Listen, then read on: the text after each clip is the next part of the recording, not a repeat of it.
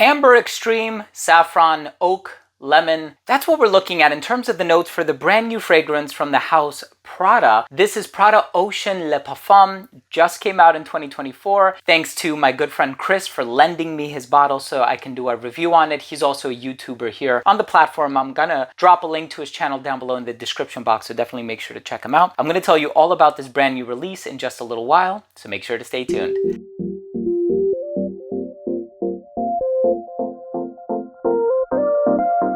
Now, before I begin today's episode and I give you my thoughts on the brand new Prada fragrance, this is Ocean Le Parfum. You know Prada has been doing quite well with the Luna Rossa series, and of course Prada Ocean is a great flanker of Luna Rossa, and now Le Parfum is a flanker of a flanker, so I know it's a bit like Inception or whatever. But before I dive into the review, I want to mention that if you're a fan of fragrance-related content, if you like learning about brand new designer fragrances, niche releases, top 10 videos, fragrance recommendations in general, hit subscribe, hit the bell, and also please give this video a thumbs up for the algorithm. It would really mean a lot to me. So thanks again, Chris, for lending me your bottle. I'm gonna ship it right back to you as soon as I'm done with this review. I've spent a bit of time wearing it, getting to know it a little bit better. And this one is interesting because it goes in an ambery, spicy direction. When I think of Luna Rossa, I think of iris, right? It's a very bright, fresh, irisy, clean, citrusy fragrance. Daniela Andrié does so many Prada compositions. She's practically the in-house perfumer for Prada. And with this fragrance, I get that lemony appeal in the opening, so that's creating that fresh bridge to the original, or Luna Rossa Ocean, I should say, because this is a flanker of a flanker, like I said before. But the amber, the spices, oak, yeah, all right, I could take it or leave it. I know oak is found in some Kilian Paris fragrances, and I've experienced it in a few other compositions, and it does have a distinct smell, but in this fragrance, I'm definitely getting those ambery tendencies. I'm definitely getting the citrus and the brightness. I'll break down the smell in just a little while. Let's start things off with a quick look at the presentation first.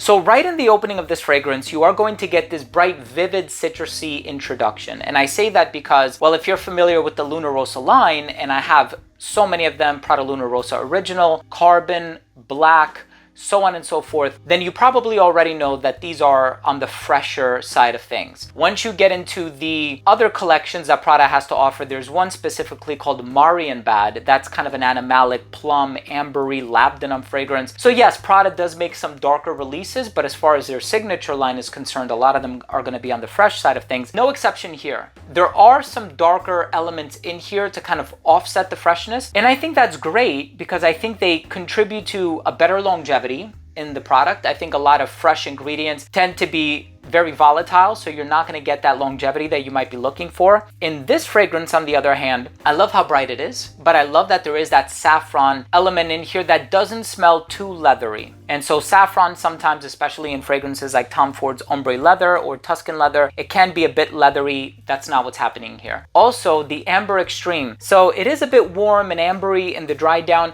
and just in the dry down for a split second, it reminds me of another fragrance, Alfa Romeo Black, which is kind of, it's good smelling. It's a little bit on the synthetic cheap side of things. I don't really wear it, I'm gonna be honest with you. But I think this one does it in a much classier, much more elegant manner. And this one smells very good. It's far from being one of my favorite releases of 2024 though. You know, I love Hugo Boss the Scent Elixir. I love Le Male Elixir, which I recently discovered was released towards the tail end of 2023, if I'm not mistaken. It was right on the cusp. So I don't think it's technically a 2024 release, but this is pretty good. It's super easy to recommend, so that's the good thing, right? If you're looking for something fresh, and of course with a name like Ocean, you would expect there to be a certain level of freshness to it. Very easy to recommend, mass appealing DNA with some darker tendencies. I think it's pretty good. Let's go ahead and finish things off with my overall assessment. Now, first up, in terms of the uniqueness and the overall smell, yeah, we're dealing with a fairly unique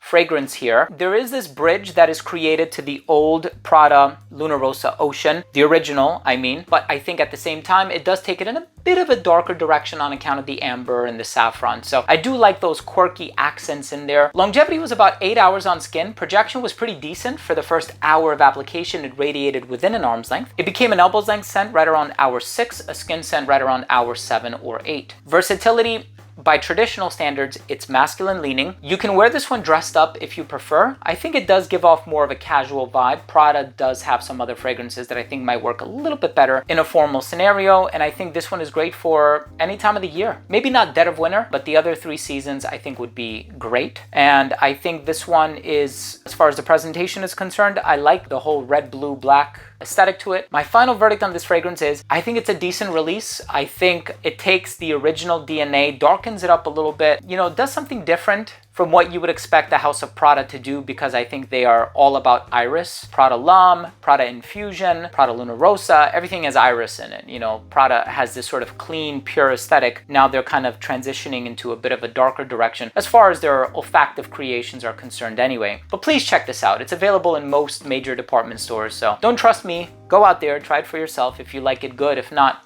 that's good too, right? Fragrance is subjective. Thank you for watching. I hope you enjoyed this review. I hope you took something of value from today's video. Thanks again, Chris, for lending me your bottle. If you enjoyed this review, hit subscribe, hit the bell, and give this video a thumbs up. Thanks again for watching. I love you all, and we'll see you tomorrow with a new episode. Bye.